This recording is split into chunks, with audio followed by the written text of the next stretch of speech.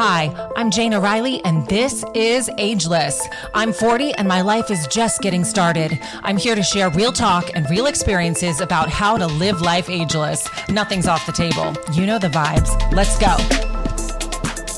Welcome back to Ageless. I'm Jane O'Reilly, and today I am joined by Dr. Greg Hammer. He is a professor at Stanford University School of Medicine, pediatric intensive care physician, pediatric anesthesiologist, mindfulness expert, and the author of Gain Without Pain, the Happiness Handbook for Healthcare Professionals. A member of the Stanford Wellness MD Initiative, Dr. Hammer is the former chair of the Physician Wellness Task Force for the California Society of Anesthesiologists. He has been a visiting professor and lecturer on wellness and institutions worldwide and teaches his GAIN method to medical students, residents, and fellows at Stanford. Dr. Hammer's clinical focus is in pediatric cardiac anesthesia and pediatric critical care medicine. His research is in developmental pharmacology and immunology, and he has an active laboratory with multiple ongoing studies in these areas. Dr. Hammer is a health enthusiast and meditator, utilizing a non-duality and mindfulness-based approach, including his GAIN method. Dr. Hammer, welcome to the show. Thank you so much. It's wonderful to be with you. And that is quite the resume. You are absolutely incredible. Well, you get an A for pronouncing all the words correctly. That was my biggest fear before jumping on, to be quite honest with you. Well done. Thank you so much. There's so many directions we can go here, but what I wanted to start with is mental health. And why do you think improving mental health and well-being is the number one resolution in 2023? Jana, I think there's only one thing that all, apparently now 8 billion of us want, and that is happiness. And I believe that happiness is our true nature. However, our ability to be joyful is apparently veiled by the way our brains are wired. Our brains are wired to have a negativity bias. We tend to remember negative things and forget about the positive things. So we get out of bed in the morning and get our bearings, and we start thinking of the challenges in our lives and perhaps for the day, and start to get a little bit anxious about that. We all do. So if anybody feels that way, please remember that you are not alone. This is just the way the human brain is wired. And another way our brains have become wired through tens of thousands of years of evolution is to be wary and quite preoccupied in maladaptive ways with the past and the future. And happiness lives in the present moment. So when we're overthinking the past and the future, we are not in the present moment. And so we are not really experiencing the only moment we ever truly experience, which is this one. And we're not particularly happy. And with regard to those two attributes of our brains, the negativity bias and distraction with the past and future, there has been no 3 or 4 year period in my lifetime that has been more challenging than this past few years. And so there's a lot to feed our negativity bias, and there's a lot to distract us about what has happened and what may lie ahead. And so these things are, interfere with our happiness. They bring depression and anxiety. And so, of course, this has been a tough time for everybody, and it really puts a focus on our mental health. There's a lot of mental unhealth across the world, in fact. And so, of course, this is first and foremost on our checklist, that is to be happier. And, we do face quite a number of challenges in that regard. I loved when you shared about past and future, because that's where I always have to bring myself. If I'm in any kind of fear, that means I'm spending too much time on the past and spending too much time in the illusion of future. I only have the present moment. And when I can bring myself back to that present moment, I have a better shot at having that peace, at having that happiness, at having that joy, which we all desire. Yes, that's beautiful. Well, the good news is that even though our brains are wired to some degree against our being present and more positive, we have a wonderful quality called neuroplasticity. That means we can modify the way we think and be if we have a plan. And, I commonly refer to Dr. John Kabat-Zinn's definition of mindfulness. It's awareness of the present moment on purpose, non-judgmentally. So awareness of the present moment, that's where happiness resides. On purpose. Why do we have to do it on purpose? Well, because if we lapse into our default way of thinking, the way our brains are wired, again, we're negative, we're distracted. So we have to have a plan. And then the final ingredient in that definition, which I think could be the definition not only of mindfulness, but of happiness, is non-judgmentally. And we can talk about judgment and why that interferes with our ability to feel happy. But we do have to have a plan. And the good news is, if we do have a plan, we can rewire our brains and we can spend more time really focused on that magical present moment. I think you nailed it with having to have a plan, because otherwise we're stagnant and we're just staying the same. And what's the point of living if we're just staying the same? Exactly. Well, we do have to have purpose and intention, and, with regard to our physical fitness and our mental fitness. And I have to say, I spied on you online, which I usually do. I try to get a little bit familiar with the host before I do one of these interviews. And I really admire your six pack. So that takes a plan, right? I mean, that takes discipline. Discipline means having purpose. It means doing something even when there seems to be something dragging your attention and your will away from that something. So I'm sure that you work out regularly, and I'm sure there are times when you don't really feel like working out, where you could just sort of lie on the couch and look at a magazine or read a book or watch television or what have you. And it takes purpose to stay in good physical condition, and it takes a plan. And so it's really relevant to all aspects of our lives. I couldn't agree more. And I really appreciate you saying what you said. And it does take a plan, and it does take like daily positive thinking. I mean, I fill myself up every morning with spiritual tools, and it really helps me stay just in that positive state. And I am much better off, and I am more determined when I do that. But also, I don't just go into the gym without a plan. I have a plan before I go in. I might not write out everything I'm going to do, but I have a general sense of what's going to happen each day. And I have to be diligent in the kitchen. I can't just eat like an asshole. Otherwise, I'm going to end up with, results I don't want. But it also has to do with being able to control the things that I'm able to control. And I haven't been able to exercise for about a month because I had bronchitis and didn't even know it, and was just walking around with bronchitis and was super sick. I thought I just had a cold, and I finally went to urgent care and found out, I had bronchitis, and I had to get on some steroids and get an inhaler. And I feel a little bit better today. Not completely like myself, but so I could only control what I could control. I'm not going to go into the gym and work out if my health isn't on the line, So rest was the most important thing, but I had to be more diligent about what was going in my mouth. Absolutely. Well, we can talk about my gain approach, which is my meditative practice every morning, and that which I talk about a lot and teach. And the 4 elements of gain, which is an acronym, are gratitude, acceptance, intention, and non-judgment. So again, incorporating some of Dr. Kabat-Zinn's domains of intention and non-judgment, and the one you just mentioned, which is acceptance.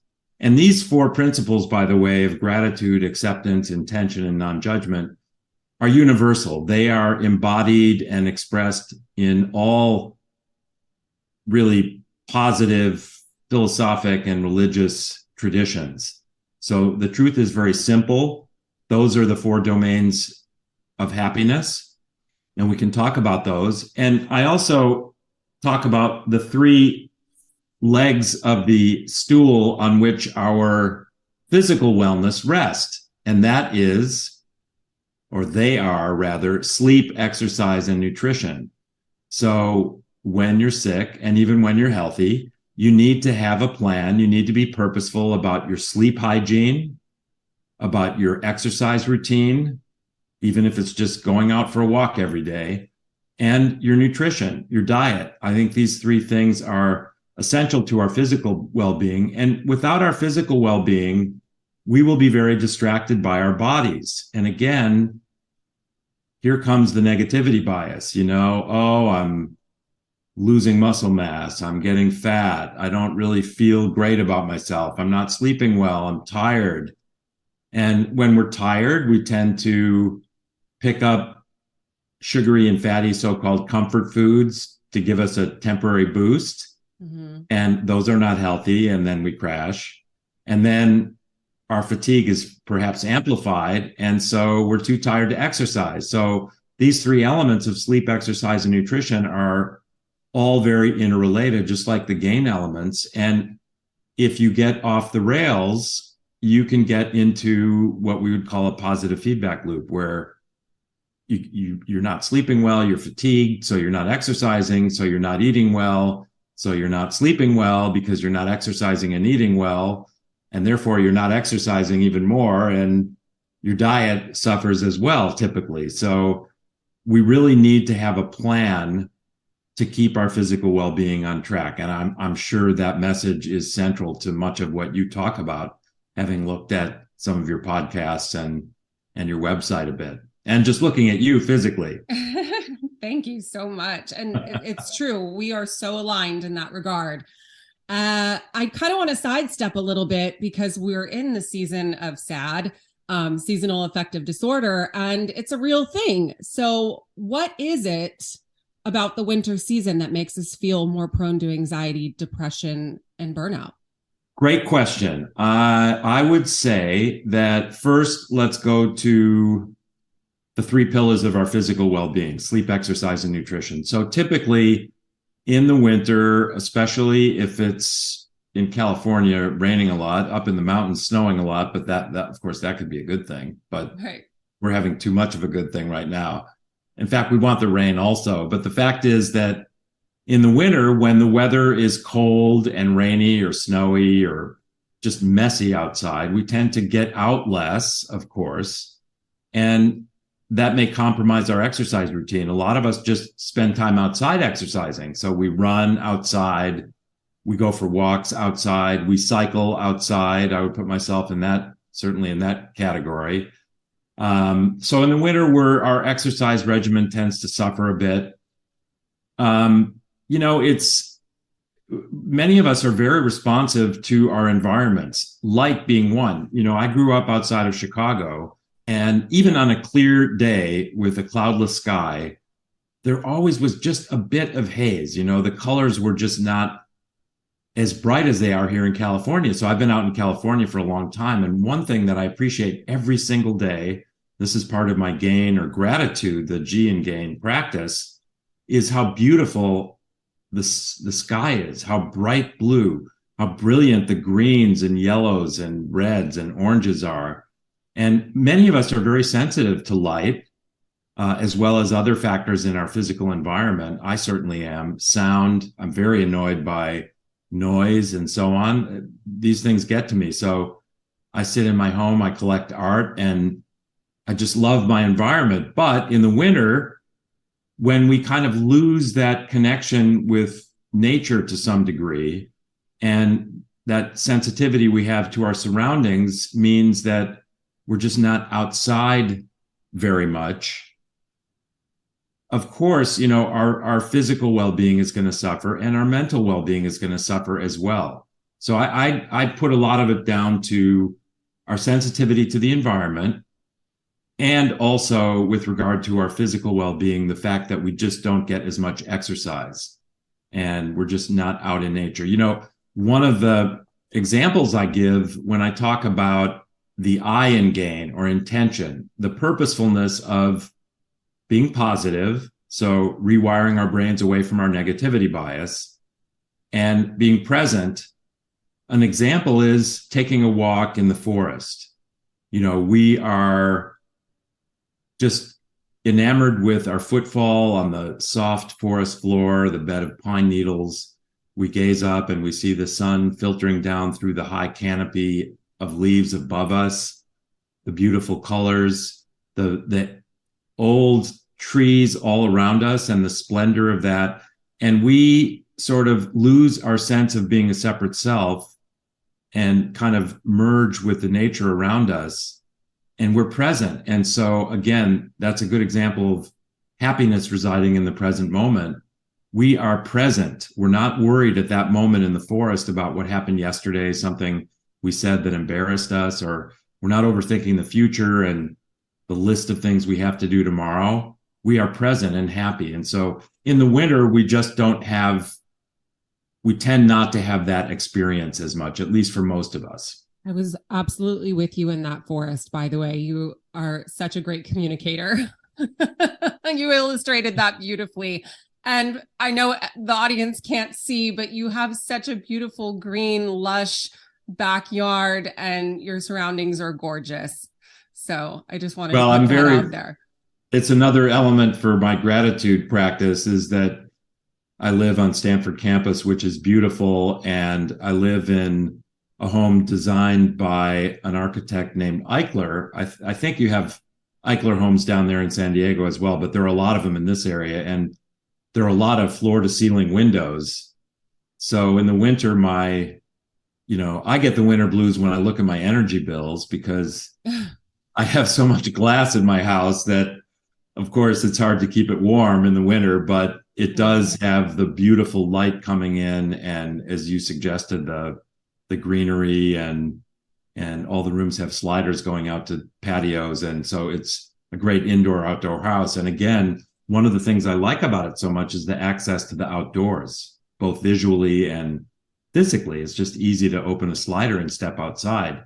And again, we go to the winter blues and we just don't have that in the winter. In fact, as you know, being here on the West Coast, it has been raining almost incessantly for, I don't know, it seems like months. And today we have a break in the weather before the next so-called atmospheric river, and it's beautiful outside. So after our interview, I'm going right outside, and just a good example of how just constant rain and dreary weather can really be depressing. I've been in my house by myself quite a lot. I'm on sabbatical right now, so I'm not in the hospital. And, I have to say it affects me just like it affects everybody else. We do get a bit sad. I'm right there with you. I'm always having to be busy, and my challenge to myself right now is to, number one, spend more time outside. And I'm going to be doing the same thing when we in this interview. Also, I have to be outside today. The sun is shining. Yesterday was beautiful too, but it's been gloomy here. We're getting the same weather as you. And it really does something to the psyche, but I'm really trying to slow it down and not feel like I have to fill every single moment with something, and maybe just being with myself and spending more time meditating is a better use of my time, especially during this time of weather. And that's why I wanted to bring up sad, because I know there's probably somebody listening right now that's going through it. Absolutely. No, so many of us are afflicted with depression. And, of course, it's a spectrum, but I think as we've identified, most of us feel a little bit blue in the winter. And again, the good news is we have this wonderful quality called neuroplasticity. So we can attend to that. There are paths out of that gloominess, but we need to have a plan. But for many people, they are further along the spectrum of sadness and just truly feel surrounded by blackness and as though they're in a deep hole and there appears to be no way out of it. And that's what got me interested in wellness and medicine, because medicine is a specialty that has a high rate of suicide and burnout. And burnout is a condition caused by chronic stress. And part of that is depression. And so my heart goes out to everybody listening who is on maybe in the upper quartile for feeling sad, especially in the winter, but maybe all the time. And the good news is there is a way out. There's a lot of wonderful stuff going on. I'm particularly intrigued, of course, meditation and the GAIN approach, I think, and focus on our physical well-being as well, as we've discussed, is very important. There are also some great, I think the idea of psychedelics, for example, holds great promise for people with depression, whether it's microdosing or having guided macrodosing experiences. So in any case, my heart goes out to everybody who's on the extreme end of the sadness that pretty much all of us feel in the wintertime at times, especially when the weather is unfavorable for being outside for days to weeks at a time, or maybe months. So I think this is a really, really important topic, and I thank you for bringing it up. Absolutely. And I think that part of the solution is something that you can offer us today. And how does 3 minutes a day improve negative thoughts, and how does that rewire our brain? All right. Well, we have 3 minutes to go through that? Absolutely. All right. Let's just kind of walk through the GAIN morning practice. So we get up in the morning, we open the blinds. Hopefully there's some natural light coming in. We've discussed the importance of that. Do our morning hygiene thing, and then find a quiet, comfortable place to sit. A lot of people, Jaina, have stayed away from meditation. They've been told that you have to sit still for 30 minutes without moving, and maybe even in an uncomfortable position, and should banish all thoughts from your mind. Well, nobody can do that, or at least very few people can do that. I certainly cannot. So hence the 3-minute practice, which is just designed to start to rewire our brains away from these ways our brains are currently wired that veil our happiness. So we find that comfortable place to sit. We close our eyes and we just focus on the breath. So I'm actually going to close my eyes. Okay, I'm doing it with you. All right. So we focus on the in-breath, the pause, and the effortless exhalation. And let's slow it down. So let's maybe take an in-breath to a count of 3, pause to a count of 3, and exhale to a count of 4. And simply by focusing on our breath and slowing it down, we actually decrease the amount of adrenaline in our body. We actually decrease our heart rate and our blood pressure. We decrease the amount of cortisol in our body. So we count the inspiration, the pause, the exhalation. And then we go to that for which we're grateful. We talked about the beautiful nature that is around us. Even if we live in a city, it's accessible. We're grateful for the beauty and the majesty of nature itself. If we live in the United States, we're grateful for living in a relatively safe place compared to other parts of the world. So we're grateful for having a home. We're grateful for our relative health, albeit imperfect. It could be worse. So we're grateful for the nature around us, place to live, relative safety, access to food, our physical well-being. And we link this to our breath. We focus again on the breath, slowing it down. We transition to acceptance. We recognize that pain is as much a part of life as joy, and the pain is inevitable. We've all lost loved ones. We've lost relationships that were very dear to us. We've had times of depression. It's our human nature to think the way we do and to be depressed at times. So we actually embrace this pain. We know that suffering is a product of pain and resistance. The pain we cannot necessarily change. But if we lower our resistance, if we fully accept it, our suffering will be diminished.